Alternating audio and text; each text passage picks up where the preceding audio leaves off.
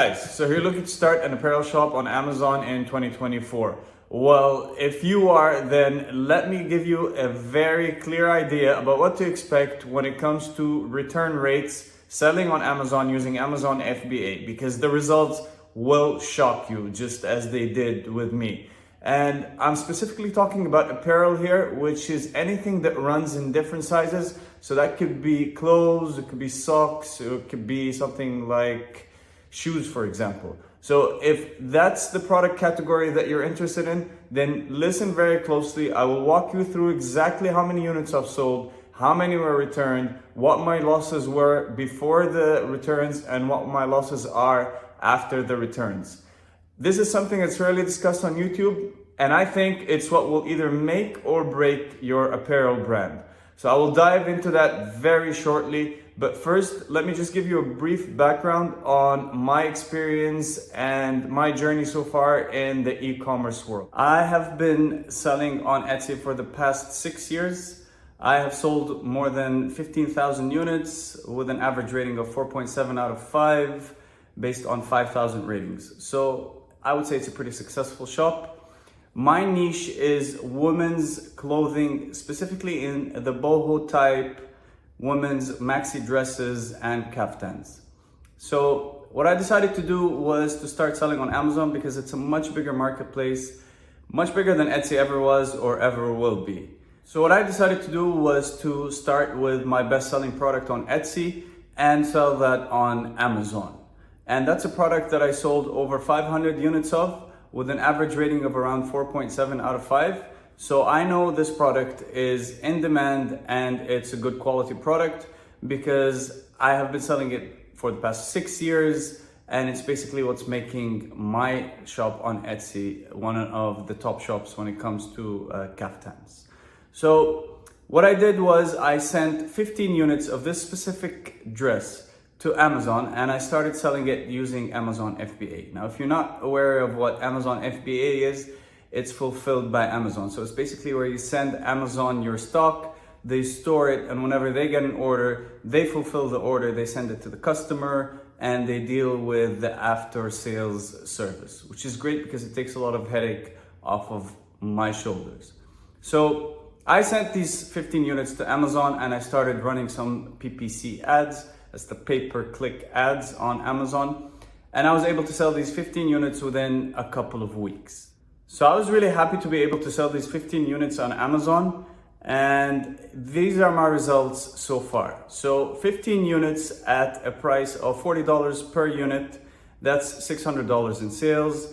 What I spent on Amazon advertising pay-per-click ads was $711. So I'm already making losses here. But I know that when you start off a brand, you will need to pay a lot on advertising to be able to make some sales, especially for a product that has no reviews.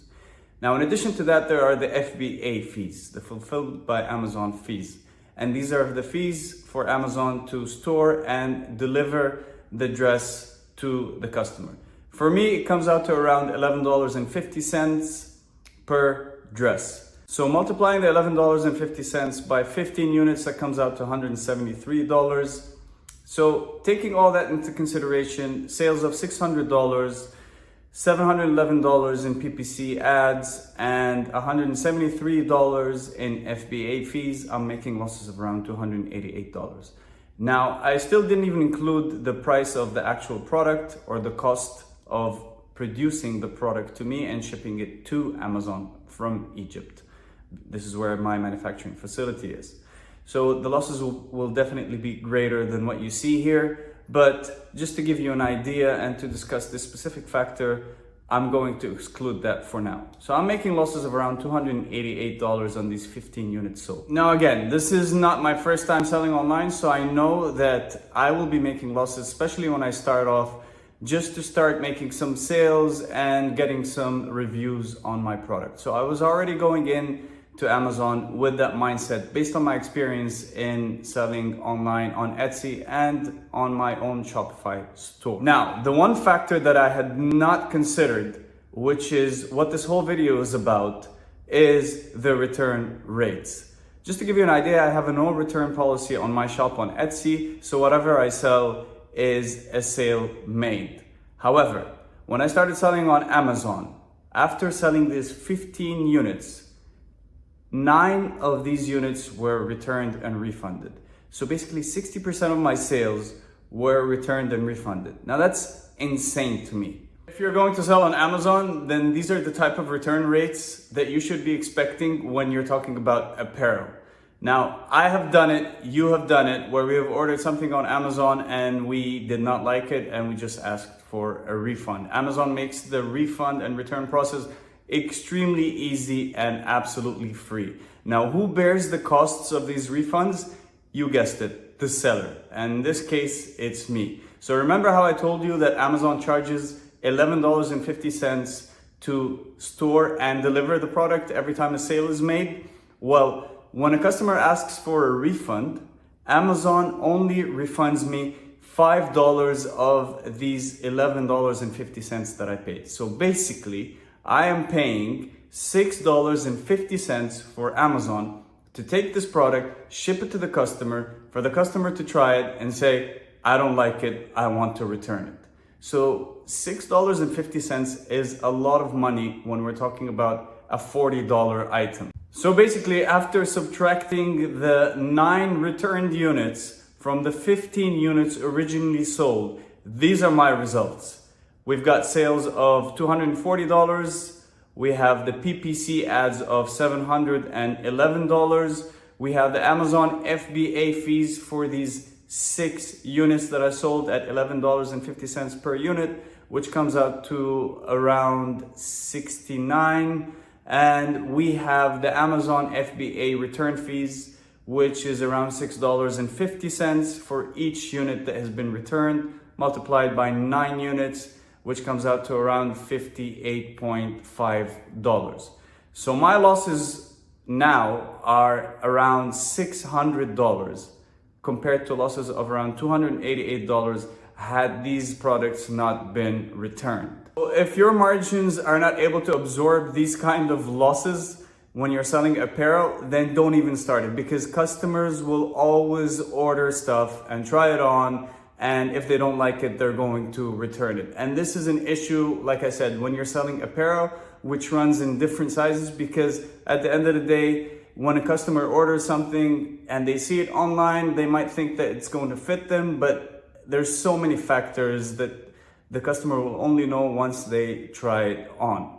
Now, the losses are one issue. The second issue is in what condition do they send back these items? So what happens is when the customer doesn't like it, Amazon goes and picks up the product and puts it back in your stock and resells it. Now, for all I know, the customer could have worn it, they could have washed it, they could have taken out the tag. I would have no idea and no control of what Amazon deems to be resellable, and if it is in fact resellable. So you will have no control over the inventory. Amazon will determine whether they can resell it or not. So after all this abysmal start on Amazon selling apparel, am I ready to pack it in just yet? No, because I think that the Amazon marketplace is huge and I'm willing to take on more losses just to prove whether this item or my brand in general is sellable on Amazon or not. However, I just wanted to make this video so that you can have a very clear idea about what to expect when you're selling apparel on Amazon. And like I said, if you're not willing to absorb these kind of losses or don't have the patience to see these returns coming in every day, basically, then I think you should reconsider the type of product that you want to sell on Amazon. So what I'm going to do is I'm going to continue selling on Amazon until I reach 100 sales, in which time I don't know what my losses are going to be, but I will keep you guys updated and I will share my results very clearly with you guys, and hopefully it's going to bounce back from this abysmal start so far. And once I do reach these 100 sales, I will be making that video to update you guys. So keep on keeping on and happy selling.